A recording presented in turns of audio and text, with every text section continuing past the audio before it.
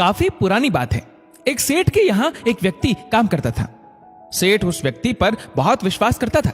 जो भी जरूरी काम हो सेठ हमेशा उसी व्यक्ति से ही कहता था। वो व्यक्ति भगवान का बहुत बड़ा भक्त था। वह सदा भगवान के चिंतन, भजन, सत्संग आदि का लाभ लेता रहता था।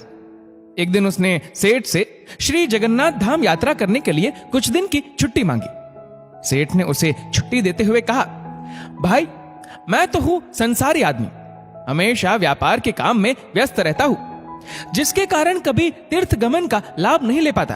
तुम जा ही रहे हो तो ये लो 100 रुपए मेरी ओर से श्री जगन्नाथ प्रभु के चरणों में समर्पित कर देना। भक्त सेठ से 100 रुपए लेकर श्री जगन्नाथ धाम यात्रा पर निकल गया।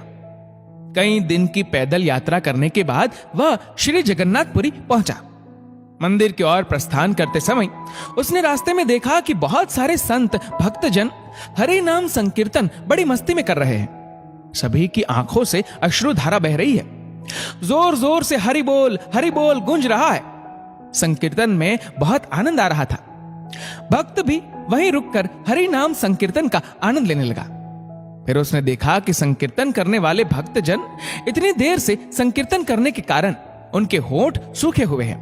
वह दिखने में कुछ भूखे भी प्रतीत हो रहे हैं। उसने सोचा क्यों ना सेठ के 100 रुपए से इन भक्तों को भोजन करा दूं। उसने उन सभी को उन 100 रुपए में से भोजन की व्यवस्था कर दी। सबको भोजन कराने में उसे कुल 98 रुपए खर्च करने पड़े। उसके पास 2 रुपए बच गए। उसने सोचा चलो अच्छा हुआ, 2 रुपए जगन्नाथ जी के चरणों में सेठ के नाम से चढ़ा दूंगा।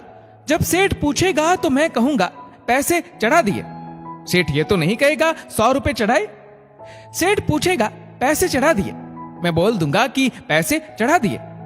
झूठ भी नहीं बोलना होगा और काम भी हो जाएगा।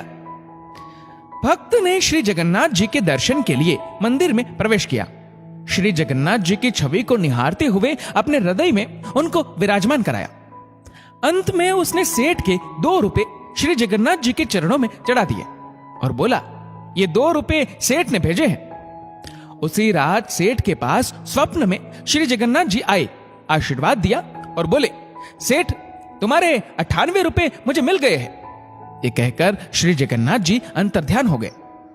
सेठ जाग गया, सोचने लगा मेरा नौकर तो बड़ा ईमानदार है, पर अचानक उसे क्या जरूरत पड़ गई थी।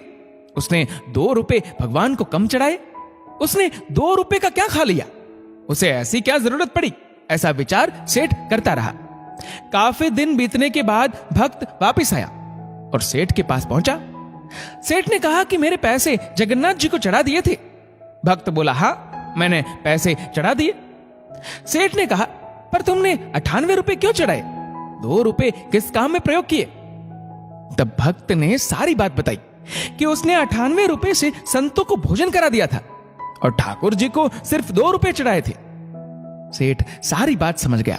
वह बड़ा खुश हुआ तथा भक्त के चरणों में गिर पड़ा और बोला, तुम धन्य हो, तुम्हारी वजह से मुझे श्री जगन्नाथ जी के दर्शन यहीं बैठे बैठे हो गए। भगवान को चढ़ावे की जरूरत नहीं होती। सच्चे मन से किसी जरूरतमंद की जरूरत को पूरा कर देना भी भगवान को भेंट चढ़ाने से भी कहीं ज्यादा अच्छा होता है। हम उस परमात्मा को क्या दे सकते हैं जिसके दर पर हम ही भिखारी है। दोस्तों, इस वीडियो को लेकर आपकी क्या राय है नीचे कमेंट करके जरूर बताएगा। और अगर आपको वीडियो अच्छा लगा हो तो इस वीडियो को लाइक करेगा, शेयर करेगा ज्यादा से ज्यादा लोगों तक। और ऐसे ही और भी इंस्पिरेशनल वीडियोस के लिए सब्सक्राइब करें हमारे यूट्यूब चैनल को और फेसबुक पर फॉलो करें हमारे पेज को। धन्यवाद।